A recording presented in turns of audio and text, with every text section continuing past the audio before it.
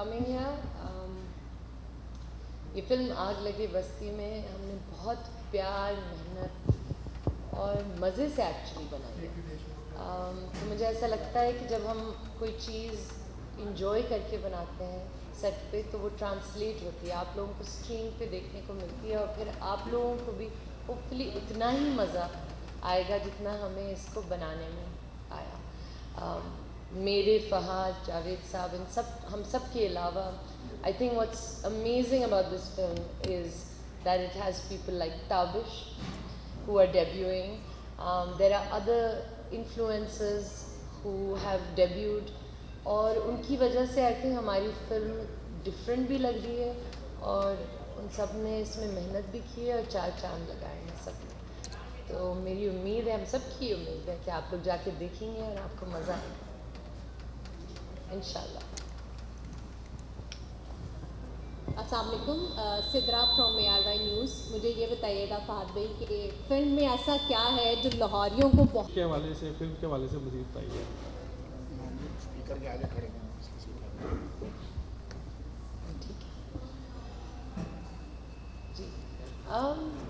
जी, पिछली जो इससे दो जो और फिल्में आई हैं इससे पहले, वो बहुत डिफरेंट दोनों कैरेक्टर्स थे, चाहे वो लव गुरु थी या नीलोफर, बट आई थिंक ये सबसे ज़्यादा फ़र्क है। सिर्फ इसलिए नहीं क्योंकि इसको लिखा फ़र्क तरीके से गया है, ये एक डिफरेंट कैरेक्टर है, मुझे लगता है ये मुझसे सबसे ज़्यादा फ़र्क है। तो मेरे लिए तो ये बिल्कुल out of my comfort zone था। लहजा इसका, बात करने का तरीका, ये जो कर रही है, ये जिस जहाँ की है, और कुछ और चीज़ें भी, छोटी चोरियाँ भी करती है, शॉर्टकट में बिलीव करती है, थोड़ी सी वो है, क्या बोलेंगे इसको, नटखट, शौक व चंचल तो मैं हूँ, लेकिन इसमें एक है, मतलब शी वांट्स टू जस्ट, उसको कुछ भी करके इतने पैसे बनाने कि ये दोनों कहीं चले निकल जाएं उस बस्ती में से।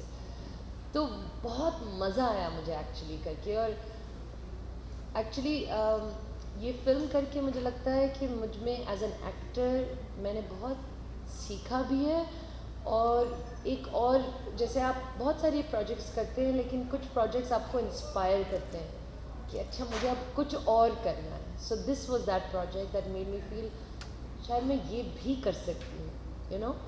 तो ये वो था। आपका दूसरा सवाल म्यूज़िक पे, उसका जवाब ये बहुत अच्छा देते हैं। कायदे आज़म जिंदाबाद में बड़ा अच्छा परफॉर्म किया और बड़ी अच्छी स्टोरी लाइन थी और लोगों ने बड़ा पसंद किया। क्या तवक्कुआत था? अस्सलाम वालेकुम। अब अल्लाह करे कि ये कायदे आज़म जिंदाबाद से भी ज़्यादा बिजनेस करे इंशाल्लाह इंशाल्लाह। बहुत मुख्तलिफ एक्चुअली स्टोरी लाइन है कायदे आज़म जिंदाबाद भी। क्या उसकी स्टोरी थी, मेरा दिल चाहता है कि वो वापस रिलीज़ हो एक्चुअली और सब देखें, या फिर टीवी पे आए कुछ इस तरह। बहुत मुझे वो अच्छी लगती है फिल्म, और ये बहुत एक मुख्तलिफ है फिल्म है।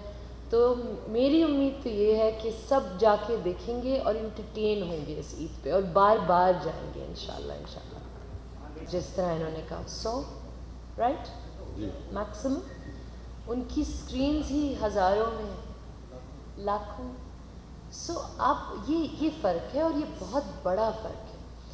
We can compare our TV industry to their film industry, right, क्योंकि वो एक मूविंग इंडस्ट्री है। सो मूविंग इंडस्ट्री, जैसे आप भी जानती होंगी, हम सब जानते हैं, एक इंडस्ट्री का चलना या उसका बड़ा होना, सक्सेसफुल होना, उसके लिए क्या ज़रूरी है? उसके लिए ज़रूरी है that you are constantly taking out content.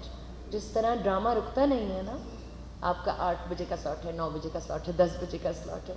आपकी अपनी प्रोडक्शन में आप कितने ड्रामे बनाते हैं साल में? 10-15।